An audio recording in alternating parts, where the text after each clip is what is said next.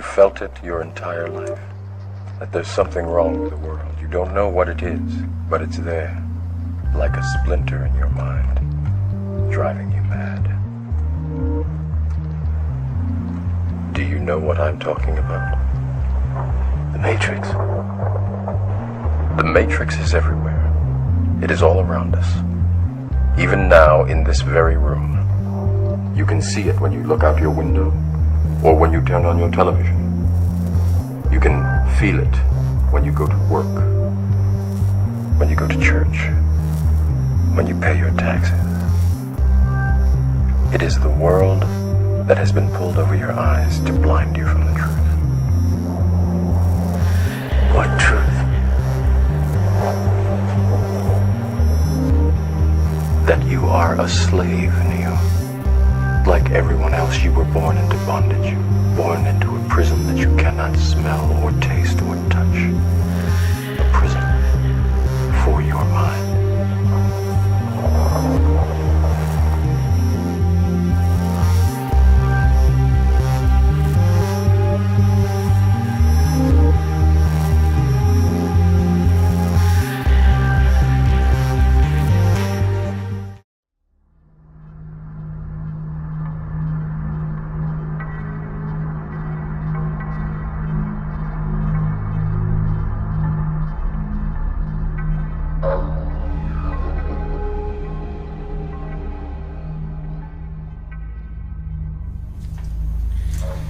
I want to share with you today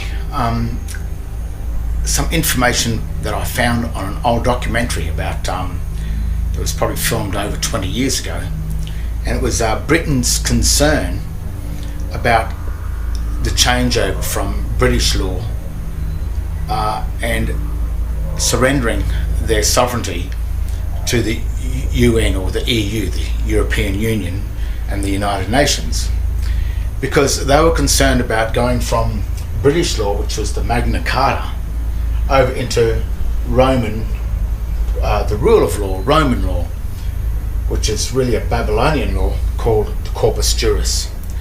Now, I've been going on about the Corpus Juris because Justinian, in between 530 and 560 roughly, was the mastermind behind bringing this Corpus Juris back, even though I think it's always been there, but he was the mastermind in the modern day Corpus Juris that we have today. Accursius, the mastermind behind the modern day Corpus Juris that controls the foreign governing corporate merchant banking system of the world today, as well as the United Nations and the European Union via the introduction of the surname in 1230 AD. The surname is the consent into modern day slavery. And around 1230 or 1215, when the Magna Carta came into being, when that was signed off, that was where the people had just had enough of this Roman draconian rule of law, which was really a military style law, or a shipping law, or corporate law, where it was the rules, or a statute law, where everyone had to follow the rules. And there was no trial by jury. A lot of those sort of things didn't exist there. You were charged and then faced a magistrate, whereas with the Magna Carta you had all the rights, the common law rights of land. And I've been concerned about it, and I've been trying to warn Australia, the people of Australia, about what's happening with this Corpus Juris, and obviously with Whitlam signing the Unidroit Treaty of Rome in 1974, and even when President Kennedy refused to sign the Unidroit Treaty of Rome in 1963, he got his brains blown out the back of the boot of his limousine, and shortly after that Lyndon B. Johnson comes in and signs the Unidroit Treaty of Rome. What Kennedy didn't realise, I guess, that he was not the president of the United States of America. He was the president of the foreign corporate US, or United States. And was that British law, or was it really America? I don't think it was. I think it was a private foreign French-based and Rothschild banking system that they signed up to. And obviously the US Federal Reserve, when President Kennedy wanted to get rid of the US Federal Reserve and bring back a true American de jure bank, that was basically the end of him. Now, this documentary I've taken a piece out of this documentary to share with you, because it explains, this is 20 years ago, they were onto this 20 years ago or more, and it explains some of the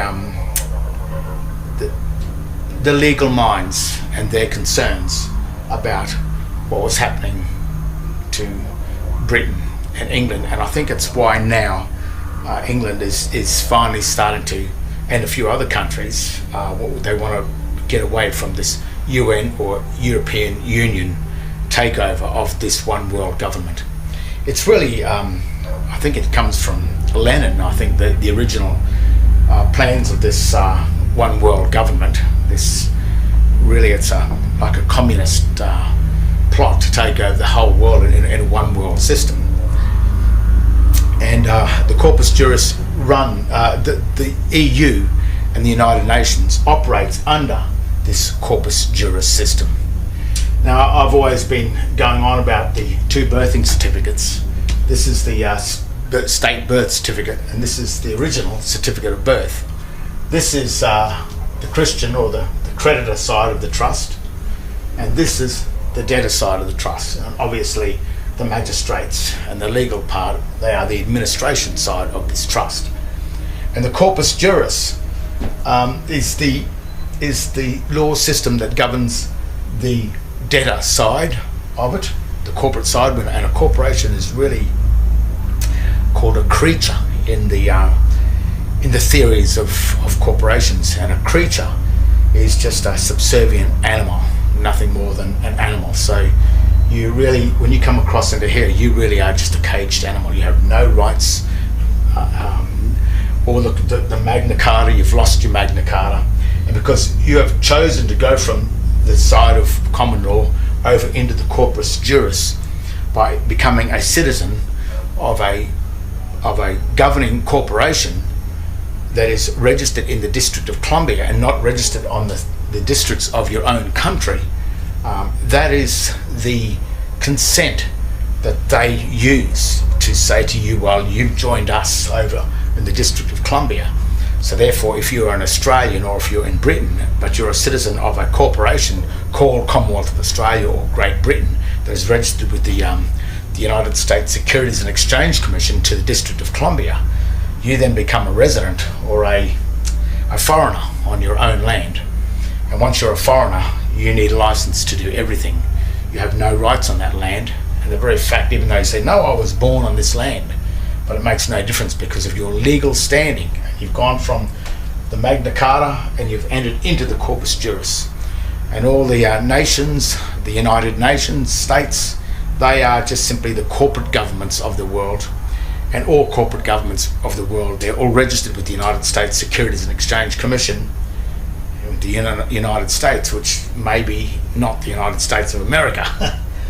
And the minute you enter that and become a citizen of a corporation registered in the District of Columbia and not the own districts of your own land, you are considered just nothing more than a foreign animal under the laws of the Corpus Juris, which is the rule of law, which is the old Babylonian Roman law.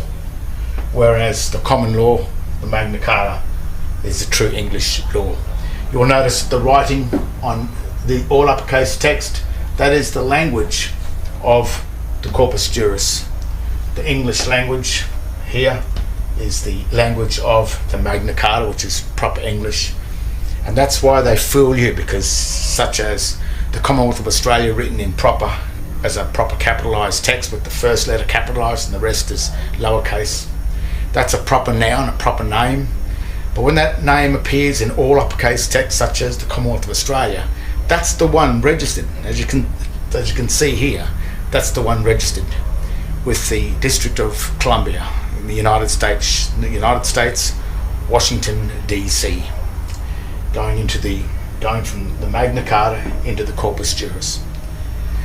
So have a look at this old clip, and it's very interesting, and the concerns, this is many years ago, of what's happening in the world finally today, and maybe today some of us are starting to wake up.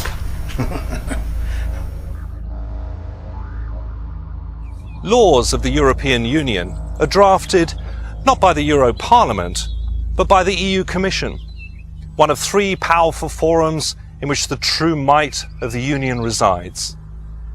Members of these forums are not elected to their positions, nor, we are told, will they ever be.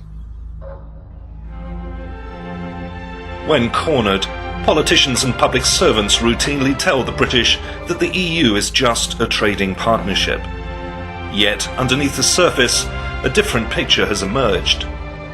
In 2001, a market trader was convicted for selling a pound of bananas weighed using British imperial measures instead of grams and kilos.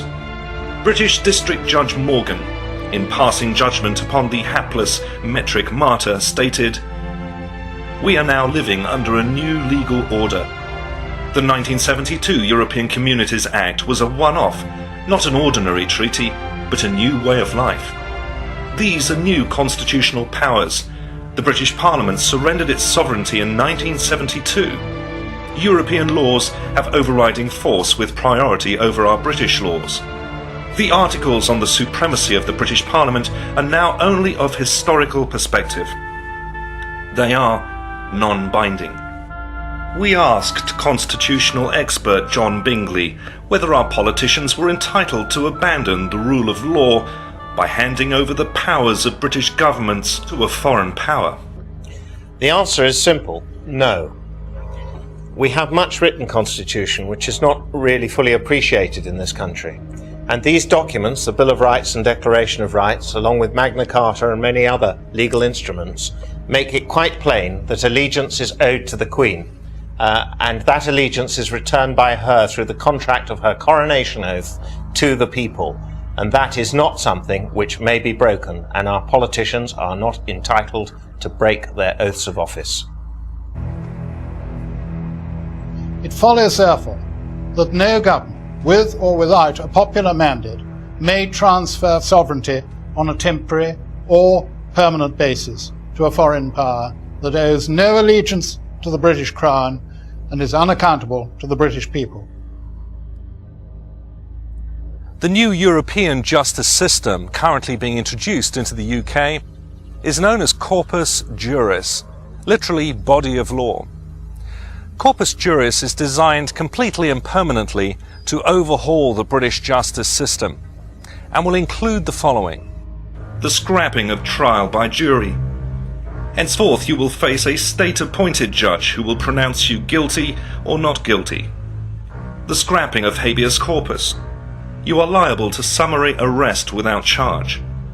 Under Corpus Juris, you can be detained without charge or any evidence being presented against you for up to 9 months. The scrapping of innocent until proven guilty. Henceforth, a citizen must prove his innocence against the combined machinery of the state. The scrapping of double jeopardy, or not being tried for the same offence twice. Under EU sanction, Jack Straw, while Home Secretary, gave prosecutors leave to appeal not guilty verdicts if desired. Technically, this could be done repeatedly until the required conviction is secured. The scrapping of non-disclosure. Henceforth, under Corpus Juris, any previous convictions you have will be made available to the court before your trial begins. There is no presumption of innocence. The French system, or the continental system broadly, the droit administratif, places everything, the subject of the foreign or continental countries, have no rights at all. An Englishman has full liberty, except under the due restriction of law. Under the droit administratif, you have no rights except those that are allowed to you by the state.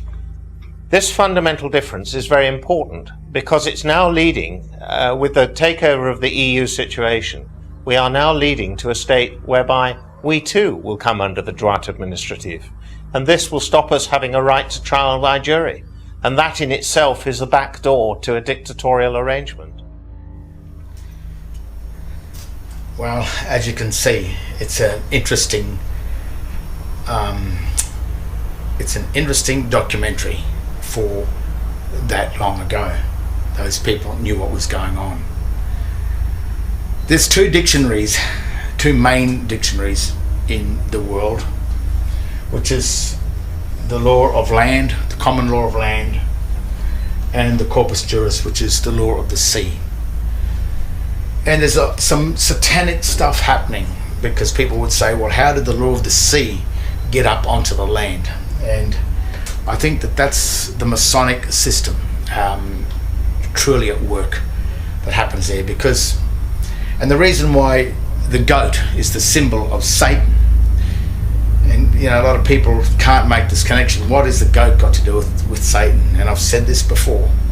The G-O-A-T, spelt in English like a capital G-O-A-T, constitutes a goat. That thing. But when the word goat, G-O-A-T, appears in all uppercase text like this, and then you go to the Black's Law Dictionary, which is the Black Pope, the Black Nobility. The Black's Law Dictionary is the dictionary of the signs, not the words, it's of the signs. And it is not a dictionary of English. It's the concepts of the Corpus Juris, that's what it is. And the word G-O-A-T, written in the all uppercase text, means the sewer.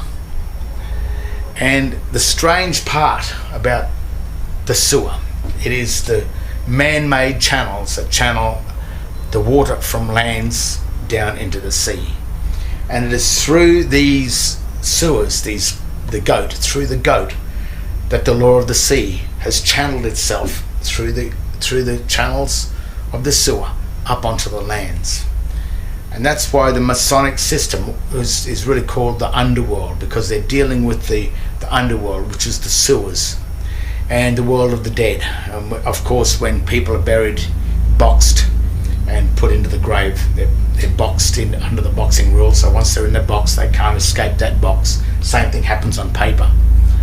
And they enter into the underworld of the dead.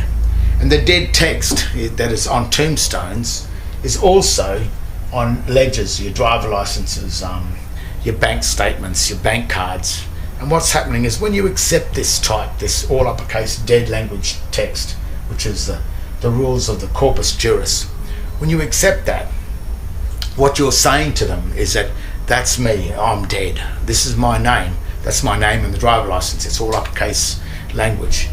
It's debased, it doesn't work. And even proper true Latin, because it's based on a Latin text, the corpus, in this case, Corpus Juris, to join these two words together to string the sentence as Corpus Juris, which is the language, the jurisdiction of the dead, it's got to be hyphenated between the signs in order to bring the words together. And that's found in the old the Chicago Manual of Styles. That points it out, 11147 of the Chicago Manual of Styles. That points out clearly how the hyphen must be used when using the sign language. And the sign language, when it's used as Babylonian text, what they've done is they've removed the hyphens between the words. So when birth certificate or your name, John Henry Smith, is written in all uppercase text, if the hyphens are removed, it reads John and Henry and Smith. It destroys the name. It destroys your identification. It places you into Babylon, which is just a world of absolute babble. It's bullshit, total crap. But if you believe it and you accept it and you are not aware of this world over here, then you will fall into it and you'll become in grave danger. What you've just seen, the documentary, kind of is a warning to the people of the world. This is a control system because it's a military style law, so that when you're in the military you don't have any rights or anything. You follow the orders of the state, and if you don't follow the orders of the state you will be punished, and even to the point of death. Whereas in the Corpus Juris, and you keep the Christian name and don't deal with the surname, because it's the surname that drags you across into the Corpus Juris. But if you go by only your Christian name and your date of birth of that Christian name, if you stick with that, then you will find yourself in the Magna Carta, which is the common law that only deals with the true Christian trust. There was no surnames in 1215. Surnames came in at 1230 when Accursius, the jurist of 1230 of the Hohenstaufen reign, he's the one that perfected the Justinian Corpus Juris to bring it back into the modern day standard today. And that is the one that's given us the ability to, or the choice, to stay with the Magna Carta as equitable title, or to go across into legal title into the Corpus Juris. Of course, we don't know this now, and that's not taught to us in schools. We're just brought up in this world, and we can never work out why we have no rights. Well, the rights are basically right here on the birthing certificates. At the age of 21, before you become an adult, which is an adulterer, you have the right to go back to your Christian name, back to Christ. And if you don't go back to Christ and you remain in this trust over here after you turn 21, after the age of majority, then you will be subject to the laws of Rome, the Roman law, the rule of law, which is the Babylonian trust. And that's where you will remain until you can work out to get back from the side of the debtors over into the side of the creditor. The patrician, the plebeian. Remember the plebiscites they have? And who votes in the plebiscite? The plebs. So if you're voting in a plebiscite, then you're a pleb. So that's a quick rundown of just sort of the dangers of the Corpus Juris and the concerns that not only just I had, but these concerns were raised 20 years ago before I even had any idea of what was going on. And it's only now that I've been studying and searching, I'm starting to find this from other people. But just hope you enjoyed that, and to get your head around the parallel universe, the two parallels that we do. A lot of people say, there's another hidden account. Yes, there is. This is the account of the debtor, and over here is the account of the creditor. When you want to borrow money for your house, you will go to the administrator, which is the bank, and he will then take the money from your credit account and give it to you over into your debtor account. And if you come back to here, well, then he's left paying the debt. That's why they don't want to tell you about the creditor. And that's why the Magna Carta, that is the equitable title. And that's why the governments want to hold it. That's why it's outside the Parliament House in Australia, because they want to hold the Magna Carta. And while you accept the legal titles of the state of anything, then you've surrendered your equitable title to the state. And if you come back and claim back your equitable title by surrendering all your legal titles back to the state, then you will come back to the Corpus Juris, and you will have the right of trial by jury. You'll have all these rights that the Magna Carta has granted you from the beginning. But it's not the government's, it's you and I. It's our own fault that we fell over into here, and it's our own stupidity and our own ignorance and our own ability or disability to at least look and learn and to work this out. When I first was starting this, I was called crazy and all this, but it's all there. It's all actually exists in black and white. These documents are there. The standing exists. The Magna Carta is real. The Corpus Juris is real. All this is real stuff. It's satanic to the max, but the satanic side of it is what brings you from the living into the world of the dead.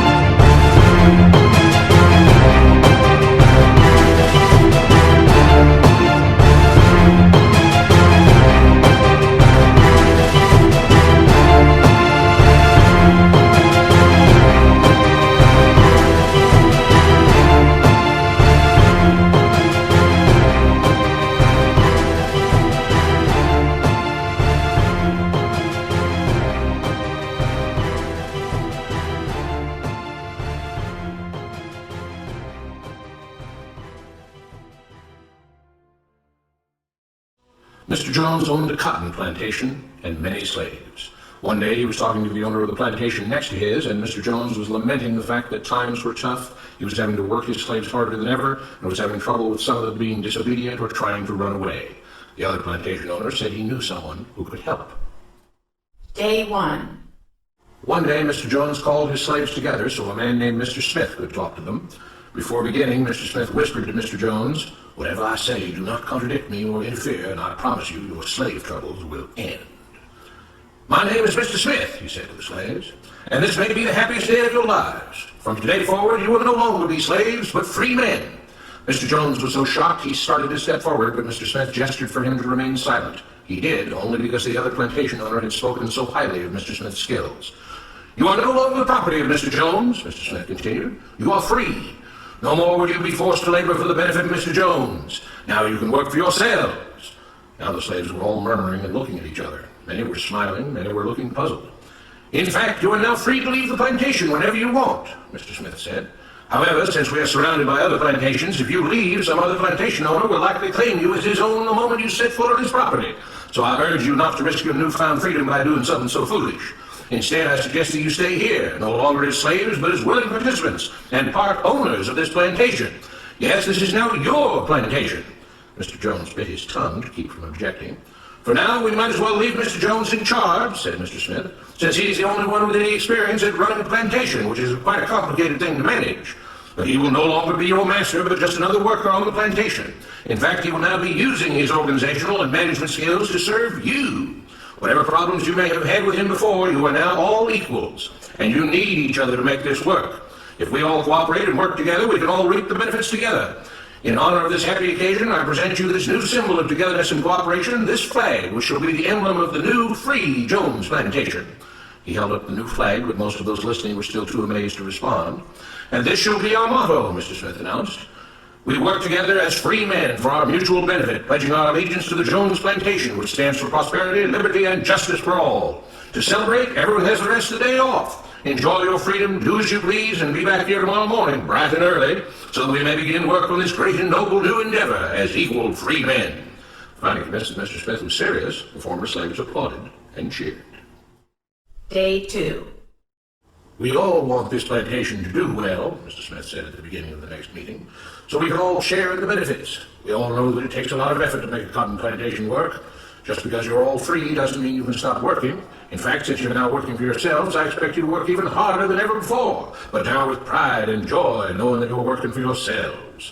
Of course, there still have to be rules. If everyone just does whatever he wants, the plantation won't produce anything. This experiment will fail and we'll all starve.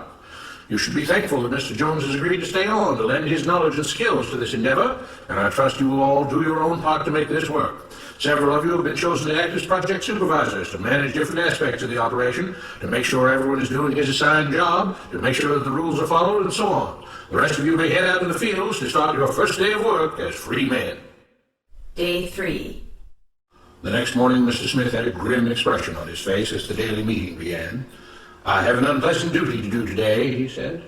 "Yesterday, Charles was caught keeping some of the cotton he picked, presumably to sell for his own personal profit. That is against the rules. That is stealing.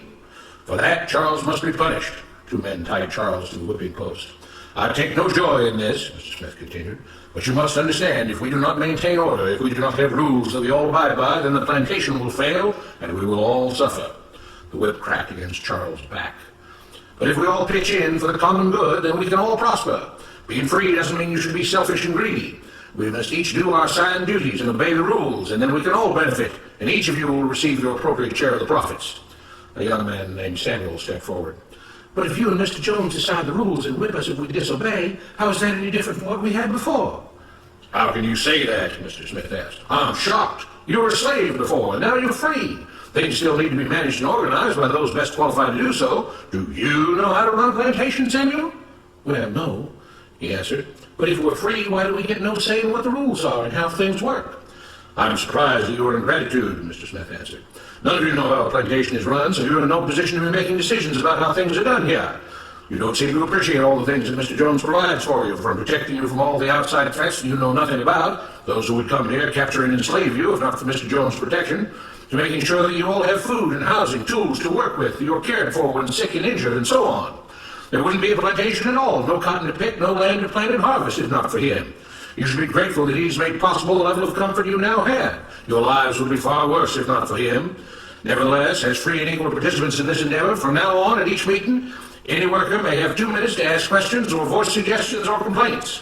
With that, the workers all seemed satisfied and headed out again to the fields to pick the cotton.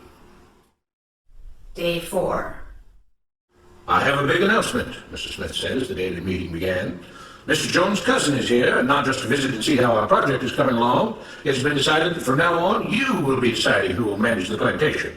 Of course, this job can't be done by just anyone, but every 3 months we will have a special meeting at which all the workers will vote on whether we think Mr. Jones should run the plantation or whether we think his cousin, Mr. Johnson, should run the plantation. That means that ultimately you are in charge because you will be deciding which man you want running things on your behalf. If you don't like the way things are being managed, you now have the power to change it. Amazed and pleased, the workers headed out again to the fields to pick the cotton. Days passed, months passed, a year passed, and the plantation continued to operate as before. Sometimes Mr. Jones was in charge, sometimes Mr. Johnson was in charge, but the day-to-day routine stayed exactly the same. The workers worked hard, long hours every day, and still had little to show for it. Every day the meeting would begin with them all reciting the Jones Plantation motto, "We work together as free men for our mutual benefit, pledging our allegiance to the Jones Plantation, which stands for prosperity, liberty, and justice for all."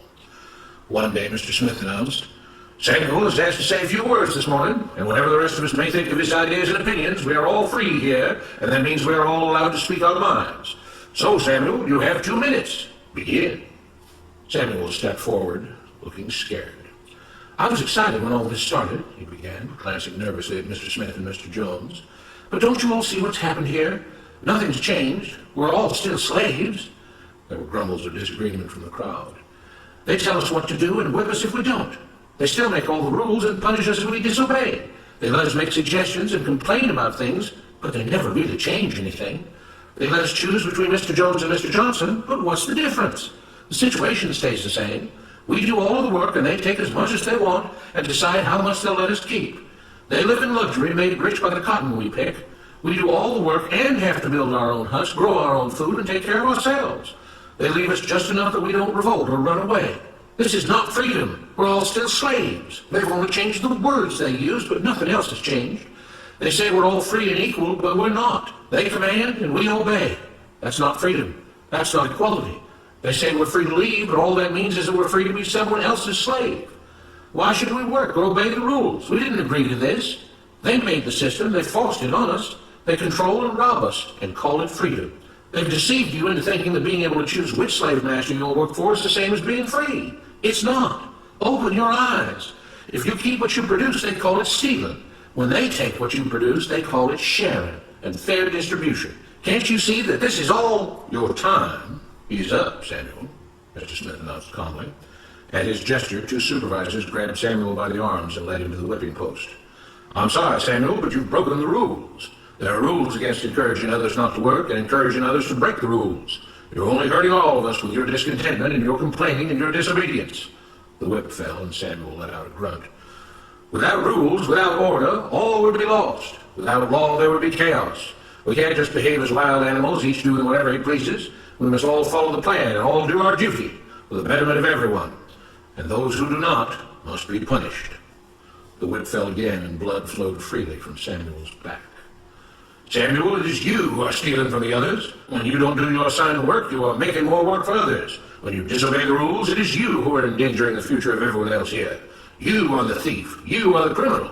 You are the one trying to destroy the arrangement that keeps us all safe and prosperous." At every lash of the whip, the other workers cheered louder and louder, some yelling curses at Samuel. "Being spoiled and selfish, you complain about everything, talking as if you're oppressed. But you are the one ruining things. You are the one keeping us from being all we could be. It is your greed and your rebelliousness that is hurting all of us. They all play by the rules," Mr. Smith said, gesturing at the others. "What makes you think that you don't have to? You think you're above the law?" There were loud yells of agreement as the whip fell again. "We must maintain order," Mr. Smith proclaimed.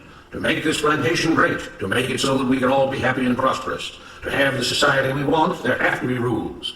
We all have to contribute our fair share to this great endeavor, and we cannot tolerate actions and attitudes that seek to undermine the amazing things that together as free men we have achieved and will continue to achieve.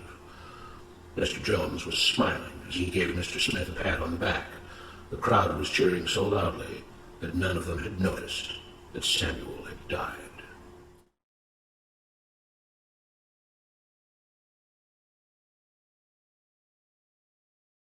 Top 13 Secret Houses of the Black Nobility. House of the Snake, Sforza. The House of Sforza are a powerful Italian bloodline from Milan closely related to the Visconti family. Both the Sforza and Visconti families use a serpent eating a child on their coat of arms, which displays their wicked nature. The character of Hannibal Lecter is supposed to be a descendant of the Sforza family. The four-term Prime Minister of Italy, Silvio Berlusconi, was born in Milan where these families ruled, and he was the leader of the Forza political party in Italy. Both Sforza and Forza mean force. Silvio Berlusconi has a lot of connections with the Italian mafia and was a member of the P2 Masonic Lodge, which was known for political corruption and part of a shadow government involved with the Vatican, Italian media, Italian intelligence agencies, and criminal organizations like the right-wing fascist group called the Nuclei Armati Rivoluzionari and Magliano Mafia. Silvio Berlusconi has a monopoly in Italian broadcasting and is worth more than $7 billion. The Italian judge Paolo Borsellino, who was a member of the anti-mafia pool, spoke out against Silvio Berlusconi shortly before he was assassinated by the Sicilian mafia. The Sforza family are political bloodline of the Illuminati and involved in media, while the Visconti family are more directly involved in entertainment and Hollywood. Some etymologists suggest that the name Milan derives from the Latin word Mediolanum, which is similar to media. Milan is considered an international media center. Princess Beatrice Borromeo is a reporter who has worked with Newsweek and the Daily Beast and went to the University of Milan, just as Milan is connected with the media. Princess Beatrice has Sforza ancestry through intermarriage between the Sforza and Borromeo families. Luchino Visconti was a theater, opera, and cinema director, and he also worked with some American actors. Although no direct ties with the Visconti family, Tony Visconti is a record producer who has worked with the Beatles and with David Bowie. The Teatro dell'Opera di Roma was designed by Achille Sfondrini from Milan. Sfondrini similar to Sforza, and he was from Milan. These families have a portion of oversight in Hollywood and the media from Rome and through its extensive power in society. The Savoy Genovese crime family. Vittorio Emanuele IV is the Prince of Naples and has a residence in Geneva, Switzerland. The Savoy family governed Geneva for a period of time in service to the Vatican. The Genovese crime family take their name from Vito Genovese, who was born in a Naples commune just as Vittorio is the Prince of Naples. Genovese is a surname for someone from Genoa, Italy, or from Geneva, Switzerland. Genoa or Genova in Italian is the same word as Geneva is Swiss. Prince Vittorio is married to Princess Marina Doria, who was born in Switzerland. The Doria family were one of the most powerful banking families in Genoa for centuries. The Savoy family put the fascist dictator Benito Mussolini in power, who established the Vatican as a sovereign nation through the Lateran Treaty of 1929. Prince Vittorio Emanuele IV has numerous criminal charges against him, including murder, association with organized crime, corruption, and exploitation of prostitution. He tends to get off on all his charges, though. Prince Vittorio was also a member of the P2 Masonic Lodge, which was involved with the Vatican, Italian government, Italian media, and organized crime like the Nuclei Armati Rivoluzionari fascist paramilitary group and Banda della Magliano or Magliano Mafia. Prince Vittorio is the hidden owner of the Genovese crime family, which have infiltrated Wall Street and are extorting businessmen in the United States. Donald Trump used the Genovese-owned S&A Concrete to build his condos in Manhattan. Trump used Roy Cohn as an attorney, who also worked for the former mafia bosses Tony Salerno and John Gotti. Donald Trump purchased property from the mafia hitman Salvatore Testa to build his casino in Atlantic City. The Italian mafia have always controlled Atlantic City and use the casinos to launder their personal profits. Donald Trump is a front man for the 5 families of New York City which are controlled by the Italian nobility. Ivana Trump dated Prince Raffaello Gaetani. The Gaetani d'Aquila d'Aragona family of Italy covertly control the Gambino crime family, and one of its original bosses was named Salvatore d'Aquila. Torlonia banking family. The House of Torlonia are the top bankers in society and the Vatican's treasurers. The Torlonia family are overseeing the United States Treasury and private Swiss bank accounts of the Italian nobility. The French word tour means tower, and the Torlonia family have French ancestry. Lonia is like loan. Torlonia means loan tower. They oversee the Bank for International Settlements in Switzerland, which is designed as a tower and is stealing wealth from the central banks around the world through fraudulent tax contracts. The Vatican and Swiss cantons have been in contract for centuries, and that is why the Swiss Guard protects the Vatican city-state today. The Geneva flag uses a papal key on it. The UBS Bank also uses papal keys for its logo. Switzerland and the Vatican city-state are the only 2 nations on the planet that use the square-shaped flag. Switzerland is basically a papal state. The Torlonia family are closely connected with the House of Savoy, who have ruled over regions of Switzerland. Prince Vittorio Emanuele IV of Savoy has a residence in Geneva today. The Torlonia family intermarried with the Borghese banking family of Rome.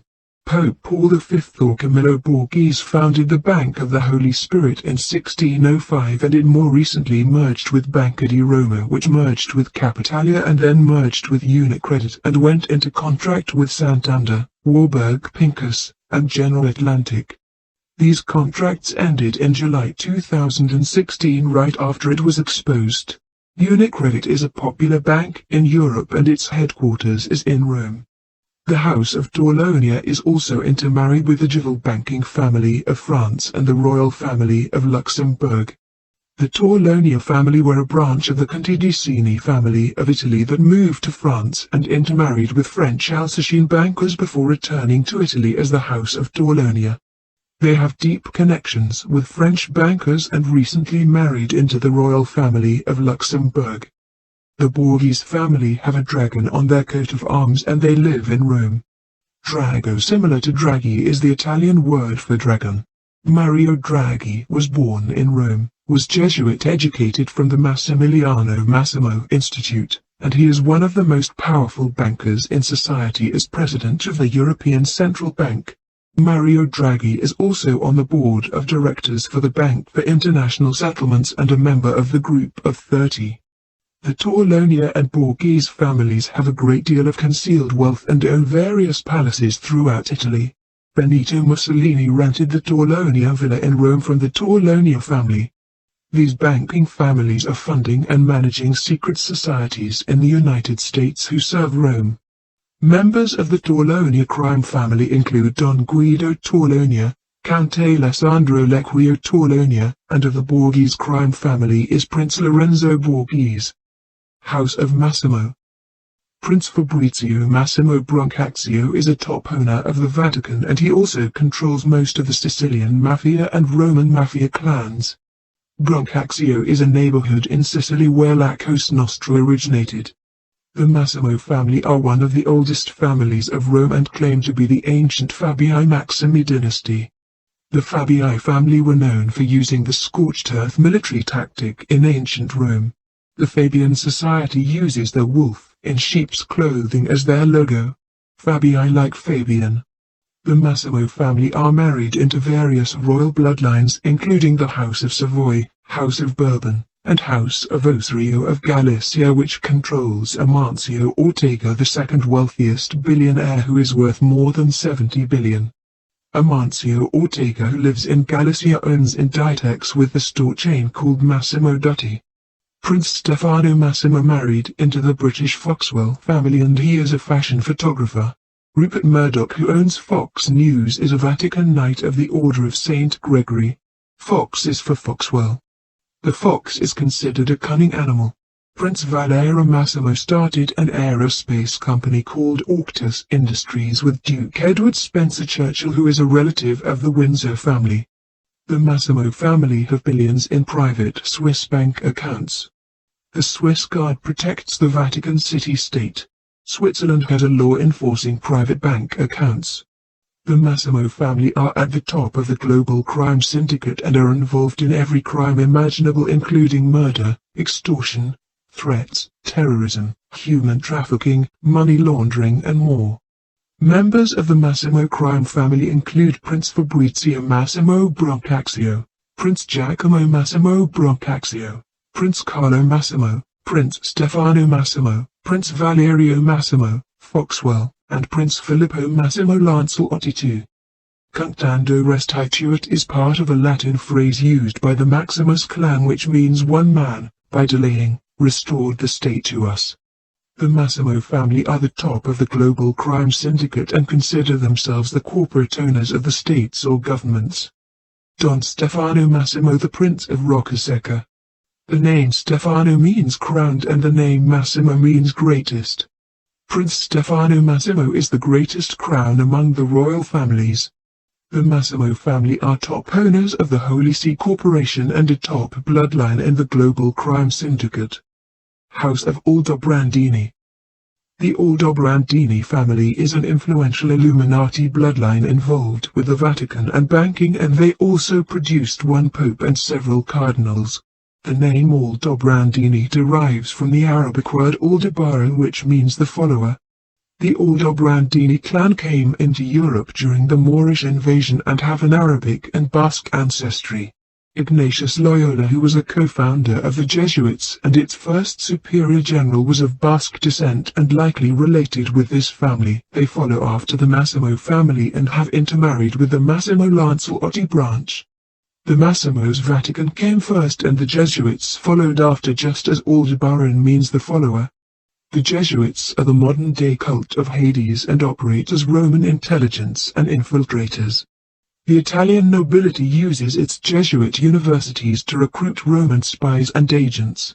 Cenzio Passeri Aldobrandini was a Roman Catholic cardinal, and there is the Reaper of Death statue with a sickle at his tomb at San Pietro in Vincoli, along with the Aldobrandini coat of arms.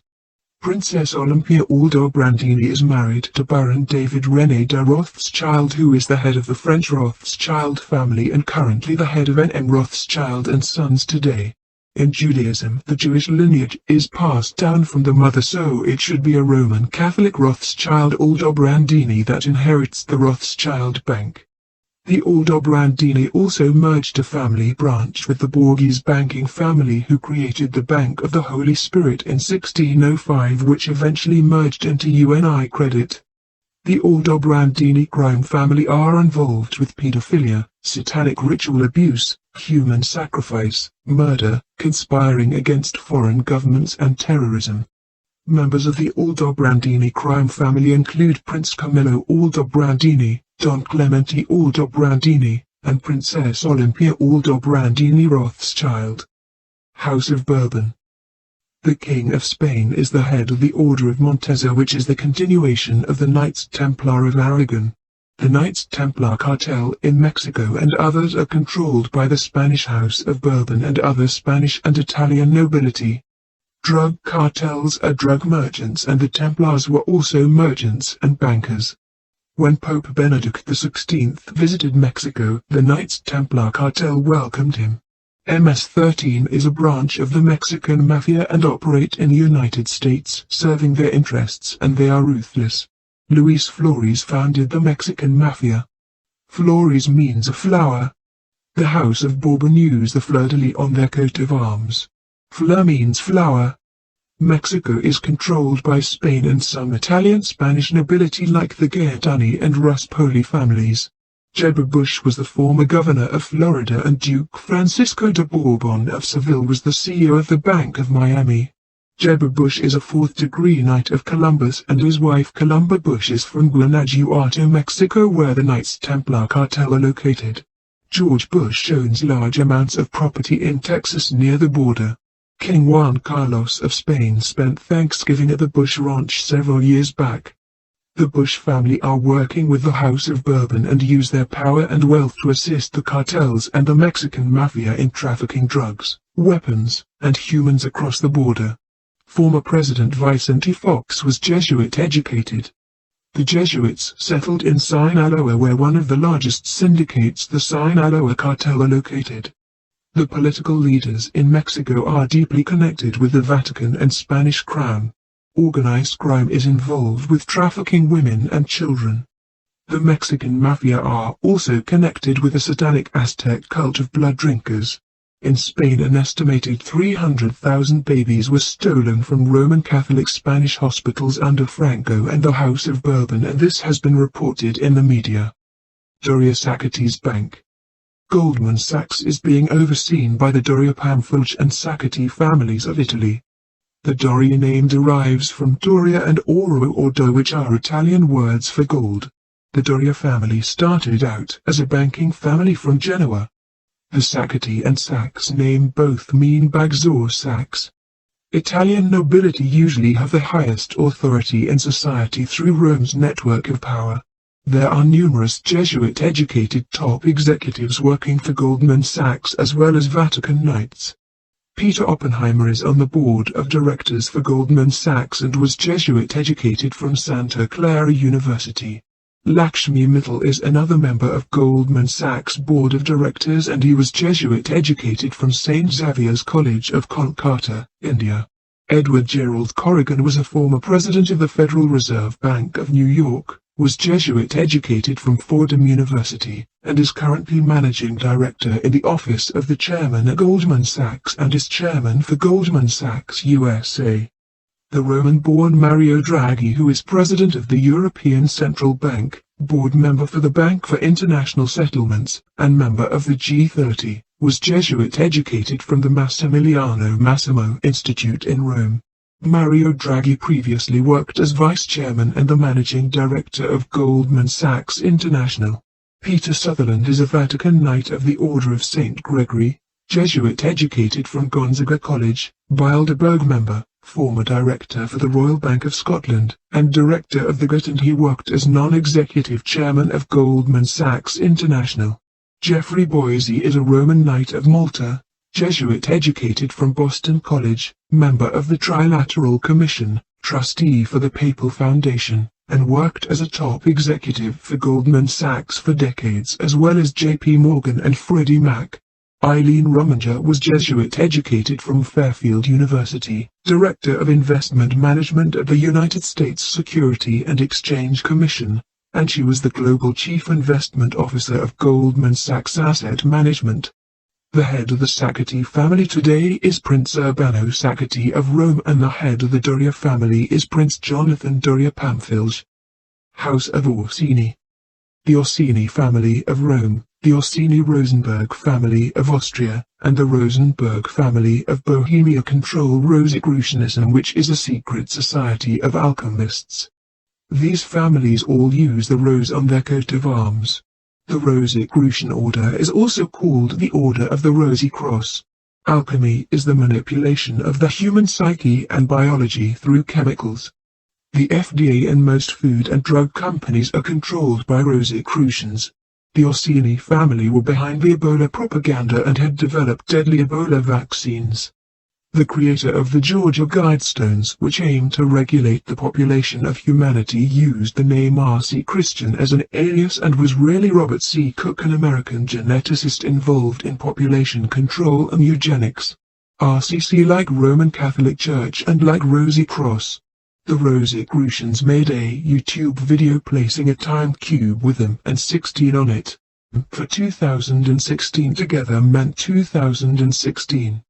They intended to unleash a fake outbreak in 2016 to bring down the United States and destroy society with their deadly vaccines. The depictions shown of the Ebola virus under a microscope look like an 2 8s. 8 plus 8 equals 16. The Japanese movie called Virus used a virus called MM88 designed by an American eugenicist. Once this was all exposed, the Ebola propaganda ended within the week. They are behind Zika too. Vaccines are one of the most destructive tools the wicked use on humanity and are primarily designed to target the nervous system and weaken a person's spiritual armor or electromagnetic shield. The Orsini and Rosenberg families were also responsible for the Black Plague. They hired people to poison well water in order to spread the disease. The song Ring O' Roses goes back to the times of the Black Plague. They used rose petals to mask the smell of death. I also found 2 people with the name Rosenberg that work in high-level positions at Bayer today. The Colonna family of Rome work closely with the Orsini family and are also involved with pharmaceuticals. Stefano Colonna developed the Julia Colonna epoxidation, which is used by Bayer and Evonik today. The Julia Colonna epoxidation is used for binding toxic chemicals with human enzymes. Farnese military bloodline. The House of Farnese established the Jesuits as a military order through the papal bull, Regimini Militantis Ecclesiae under Pope Paul III or Alessandro Farnese. The Farnese family lived in a pentagonal fortress called the Farnese Villa Caprarella in Italy, and this is the basis for the U.S. Pentagon. The leader of the Jesuits is called the Superior General of the Society of Jesus because the Jesuits are a military order. The Jesuits' first general Ignatius Loyola was connected with the Alumbrados of Spain. The Spanish word Alumbrados means Illuminati, and they existed more than 200 years before the Bavarian Illuminati. Jesuit alumni dominate leadership positions in U.S. military and intelligence as well as politics and law. The Farnese family ruled Parma and Castro of Italy, and today the princes of Bourbon Parma covertly have authority in the U.S. Pentagon and U.S. military through their Jesuit intelligence. The Farnese bloodline are intermarried with the House of Bourbon of Spain and also created the Bourbon Parma branch in Italy, which are intermarried with Dutch royalty, Belgian nobility, and the royal family of Luxembourg. Prince Edouard de Lobkowicz of Belgium married Princess Marie-Françoise of Bourbon-Parma. Prince Edouard was a banker for Chase Manhattan Bank, worked for several investment firms, and was also an ambassador for the Sovereign Military Order of Malta, which is stationed in Rome. The Nassau-Weilburg family of Luxembourg have Farnese blood, and Grand Duke Henri of Luxembourg is titled as Prince of Bourbon-Parma as the grandson of Prince Felix of Bourbon-Parma. The Farnese family were the Dukes of Castro and Parma, and they branched into Spain. The Castro family of Cuba originated from Spain and are really the modern Dukes of Castro with Farnese blood. Elizabeth Farnese too was the Queen of Spain, and she married into the Bourbon family. Prince Carlos of Bourbon-Parma, who is the nephew of Queen Beatrix, has worked for the Dutch bank ABN AMRO, which has a merger with the Saudi Hollandi Bank of Saudi Arabia, and Prince Carlos' work was involved in implementing the euro. Prince Carlos also worked for the European Public Policy Advisors in Belgium. Today the Bourbon King of Spain holds the title of King of Jerusalem as well as most of the monarchical titles of Italy, and has Parma blood, however without any Parma princely title. The House of Bourbon govern Spain and ceremonially rule over Vaticano Hill. They are one of the most powerful royal bloodlines on the earth. The House of Bourbon control a lot of Mexico and South America and control many of the politicians and much of the organized crime in Latin America. Members of the Farnese bloodline today are Prince Carlos of Bourbon-Parma, Prince Jaime of Bourbon-Parma, Grand Duke Henri of Luxembourg, Juan Carlos of Spain, and at the head of this bloodline is Prince Carlo of Bourbon Two Sicilies. Prince Carlo of Bourbon Two Sicilies, the Duke of Castro, is the highest level member of the Farnese bloodline today, and he is one of the highest authorities in Rome's global crime syndicate. Prince Carlos is the sovereign head of the Sacred Military Constantinian Order of St. George and the Royal Order of St. Francis I. He has worked in Manhattan and has a portion of ownership and authority in the Sicilian Mafia and 5 families of New York. Fitz-James crime family. The House of Albadatons are a top bloodline in the global crime syndicate. Alba really refers to their true origins in Auburn Hills, making them relatives of the Colonna family which ruled that region. Doña Maria Alvarez de Toledo of the House of Alba married Diego Colon, the son of Christopher Columbus. Christopher Columbus was really a colonist, and that is why the Columbus name often gets translated to colon. Colonna and Columbus both mean column. The city of Alberta is located in Salamanca province, which uses columns on its flag just as the House of Colonna use a column on their coat of arms. The Alban clans likely settled in Salamanca during Pope Alexander III's reign around 1175 when they built Roman cathedrals. They evolved the name Alba to Alva, creating the name Alvarez, which is a popular Spanish name. The House of Alba are intermarried with the Scottish House of Stuart and their cadet branch the House of Fitzjames. This makes them related to the House of Windsor and House of Spencer through their Scottish lineage, and that is why they often use the name Stuart, like Don Carlos Fitzjames Stuart. They are related to the Colonna family, who have a portion of ownership over the Holy See, and the Fitzjames Alba family are dukes in Spain under the House of Bourbon. All of these connections make them very high level. Fernando Alvarez de Toledo, 3rd Duke of Alba, was also governor of Milan and viceroy of Naples, and during his rule he made an agreement with the Pope known as the Treaty of Cavo, which returned the town of Cavo, Lazio, to the Colonna family after the Della Rovere Pope had seized it from them. The House of Alba is covertly serving the Colonna family even as dukes in Spain. They have a harp on their coat of arms, which refers to an authority over harp which is used for mind control in society. In ancient times they used harps and poems for subtle mind control over populations. The harps and poems were designed to put people into a trance. The USAF's harp system is named in reference to their ancient harp mind control. Columbia University graduate Deborah Lee James was secretary of the USAF until the recent Trump administration, and she was an agent of the House of Fitzjames and Dukes of Alba. She likely appointed their agents to run their harp system, which they still have some authority over.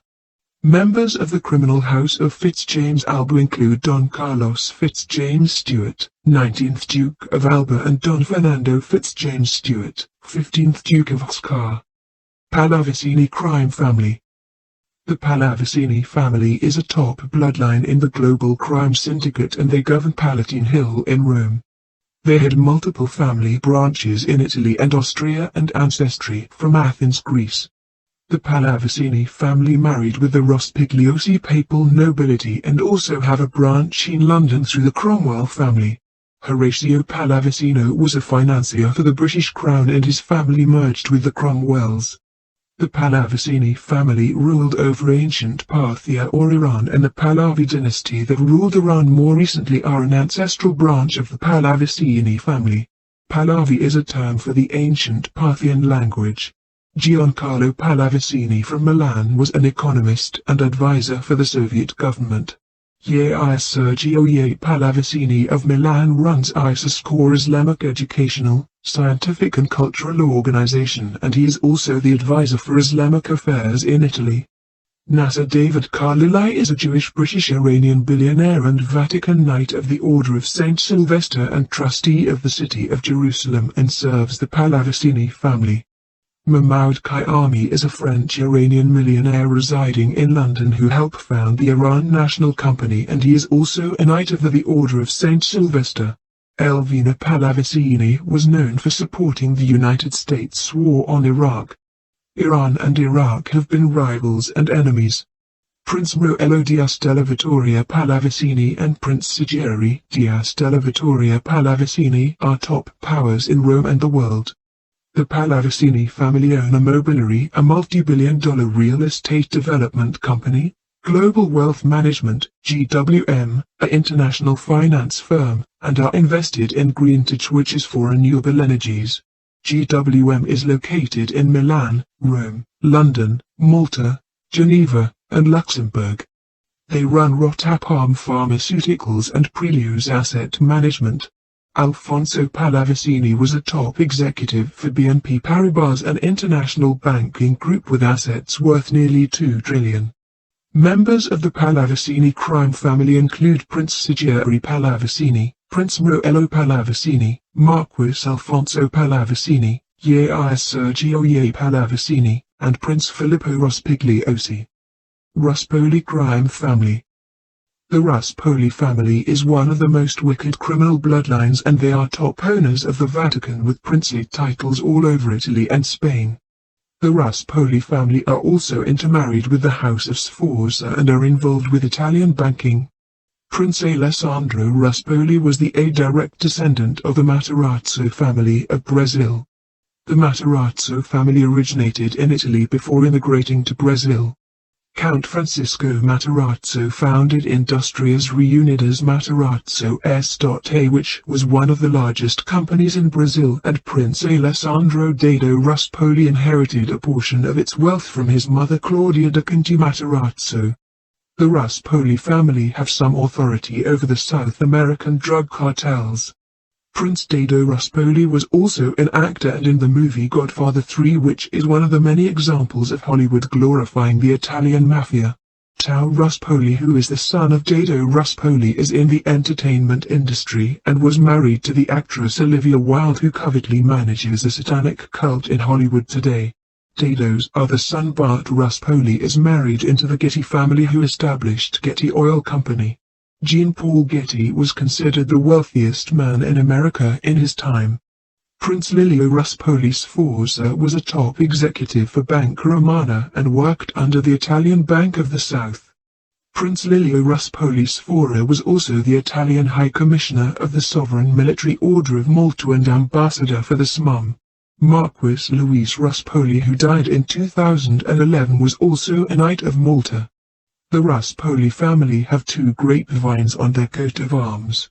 Grapes and wine are often used as metaphors for blood by the Illuminati. The Roman Catholic Church drinks wine as a metaphor for the blood of Christ. Members of the Ruspoli crime family include the very wicked Prince Lelio Ruspoli Sforza, Carlo Emanuele Maria Ruspoli, Prince Francesco Ruspoli, Princess Giacinta Ruspoli, Tao Ruspoli, Bart Ruspoli, and Don Enrique Jaime Ruspoli. House of Habsburg, Hesse and Rothschild. Karl von Habsburg is a politician, banker, businessman, Knight of the Sovereign Military Order of Malta in Rome, and the Austrian Grand Master of the Order of the Golden Fleece. The Habsburg family were the emperors of the Eastern Holy Roman Empire, and they also ruled over most of Switzerland in the past. They lost their remaining territories in Austria and Hungary after the Nazi regime and are currently being propped up by Rome to lead in the imperial takeover agenda with the motivation of reclaiming their former reign. The Habsburg family have always served Rome as Knights of Malta. Today Eduard Habsburg Lorraine is a Knight of the Order of the Golden Fleece and the Hungarian ambassador to the Holy See and SMHP. Karl von Habsburg is now overseeing various Holy Roman princes like Landgrave Donatus of Hesse. The name Hesse has etymological connections with Hest, which means in English to command and in Greek means horse. The House of Hesse are imperial equestrians or knights that command armies and paid soldiers even to this day. Hessians were German mercenary soldiers that served the British Crown and even fought in the American Revolution on the side of the British. The Order of the Golden Fleece takes its name from Greek mythology. The Golden Fleece was a prize of kingship offered to Jason and other false heroes to fight for their interests. The term man on the white horse refers to false heroes who seek fame and fortune. Alex Jones is a primary example of this, as he pretends to be opposed to corruption while he works for them for money and fame. Shilling was the name of Austrian currency until the euro, and this is where the term shill comes from. Shills like Alex Jones of InfoWars and Luke Rudkowski of We Are Change are on the payrolls of Austrian princes. Baron Benjamin de Rothschild is a French-Swiss banker and chairman of the Edmond de Rothschild Group and worth about 1.6 billion, although he claims to be worth about 6 billion. His father Edmond Adolf de Rothschild was a Knight of the Legion of Honor, and he established their banking group. Baron Benjamin de Rothschild's great-grandfather Edmund James de Rothschild was a Zionist who purchased large amounts of land in Palestine and helped to establish Israel.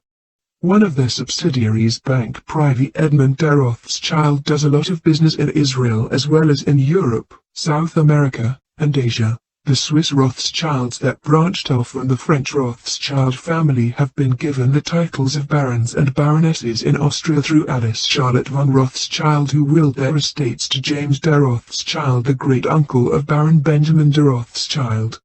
The Swiss Rothschilds hold Austrian titles and are serving the Habsburg family of Austria that once ruled over Switzerland.